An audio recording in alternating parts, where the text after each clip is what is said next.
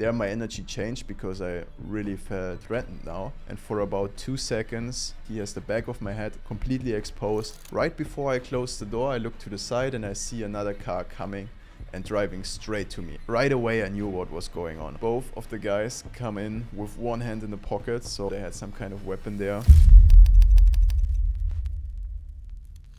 Okay, so usually you see me on this channel traveling with my car, my dog, staying in nature, having a good time there. But today I need to record a video about a more negative topic, which unfortunately can also be part of traveling. I hope that with this video some other people can avoid getting into situations like this. So if you know someone, friend or family who is traveling a lot, then send them this video to make sure they know about this stuff and avoid getting into the same situations.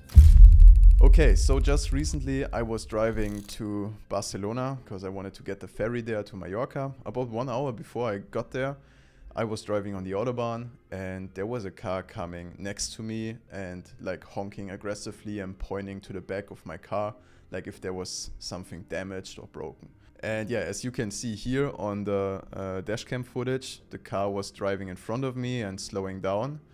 And now you see him driving to the side of the road because there was like kind of a SOS gap. So yeah, they timed it really well.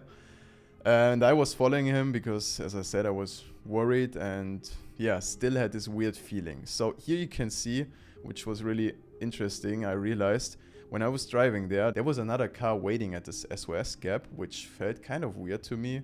And now the next really weird thing is happening, because you can see him putting the reverse and driving backwards and closing the gap to my car, which I thought, hey, what's going on? Why you do that?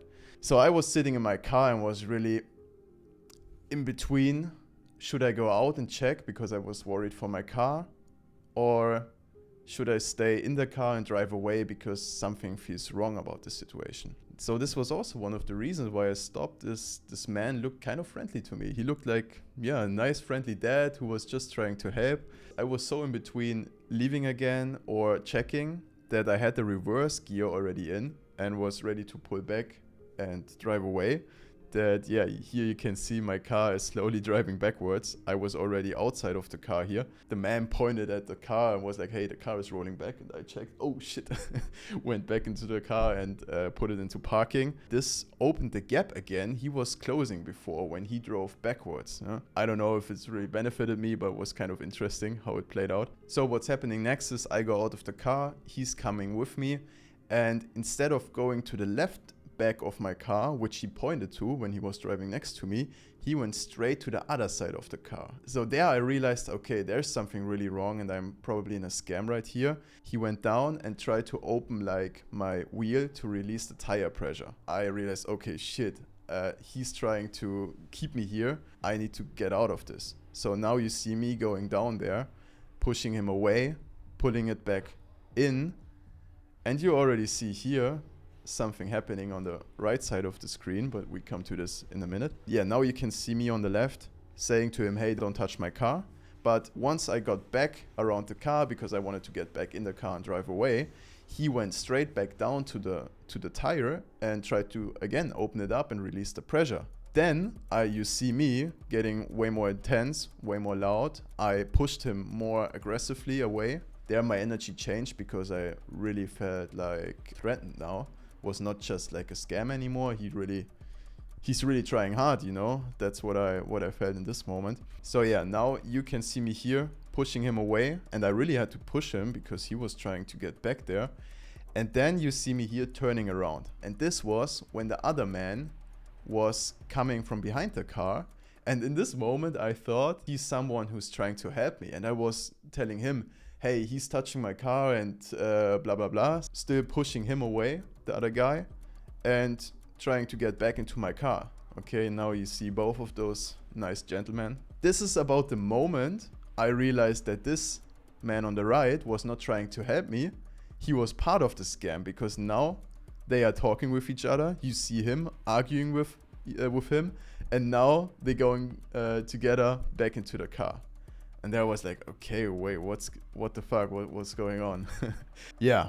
and here I was safe. So what I didn't see in this situation, but what I later realized on watching the dashcam footage was when I was busy with the man trying to release my tire pressure and I was pushing him away, that the other man coming on the frame, opening my door and trying to get into my car or steal something from my car. I don't know what was the intention of the guys, but yeah, I'm super lucky.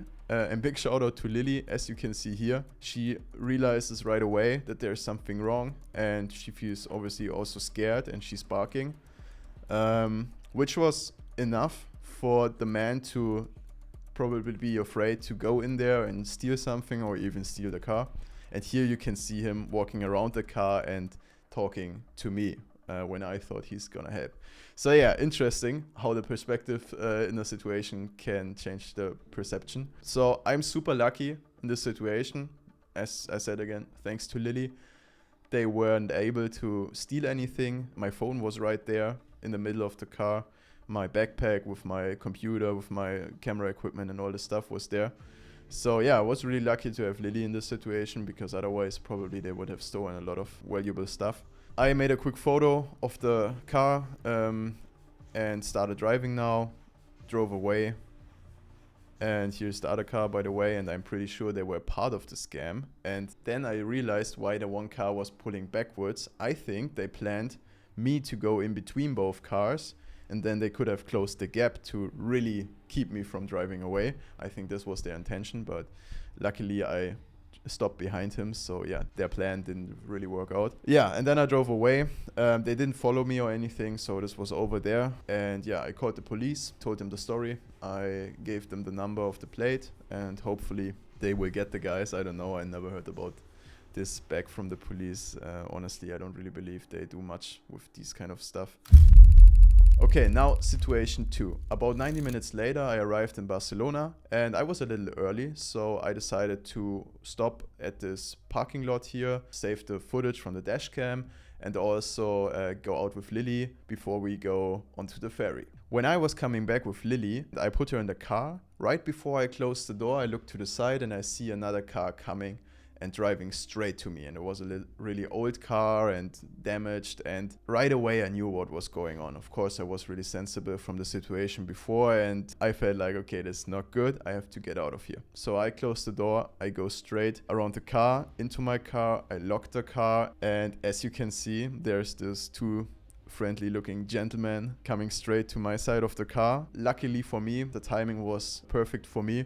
I was in the car already, I locked it, I started the engine, and as you can see here, I'm driving away. But yeah, this was a matter of a few seconds. If I would have gone back with Lily a few seconds later, they would have got me outside of the car where I was not protected. And yeah, things could have gone way, way worse, because as you can see, both of the guys come in with one hand in the pocket, so I'm pretty sure they had some kind of weapon there. And yeah, of course you shouldn't judge a book by its cover, but I mean, look at the guys. For me, they look kind of suspicious and yeah, not really friendly. Here he realizes, by the way, he got caught by the camera. So, by the way, if any of you know one of those persons here, of course, feel free to let me know. I would love to give the police more information about those people. But honestly, I don't think that the police or the authorities are doing much about this stuff, as I could tell from when I called there and reported the first incident.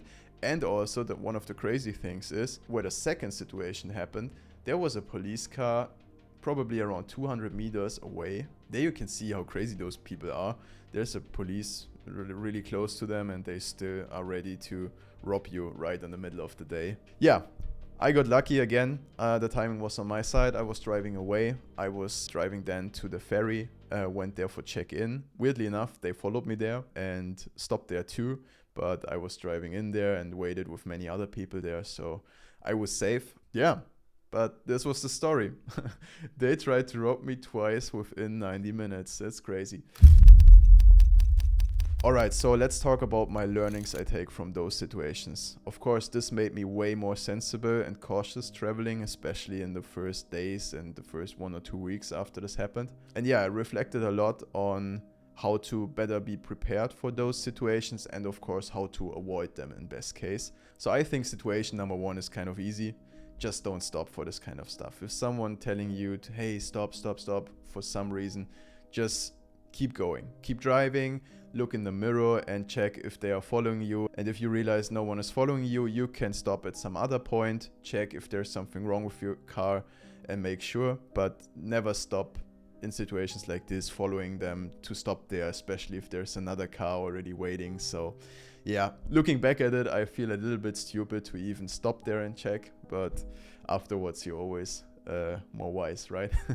And another big learning I took from situation number 1 is when you get out of the car for some reason and you find yourself in a situation where you are right next to a person who you feel threatened by, never ever turn your back to them. This is what I did here. As you can see, I'm pushing him away, and for about 2 seconds I am super close to him and have my back to the other side because I was looking to the other man who I thought is here to help me. But this was an opportunity for the first guy to knock me out super easy, because if he knows how to throw a punch and he has the back of my head completely exposed, it's a super easy punch for him. And I was really lucky that he didn't do this, but this could have gone really worse. Never ever turn your back on an active threat who's so close to you.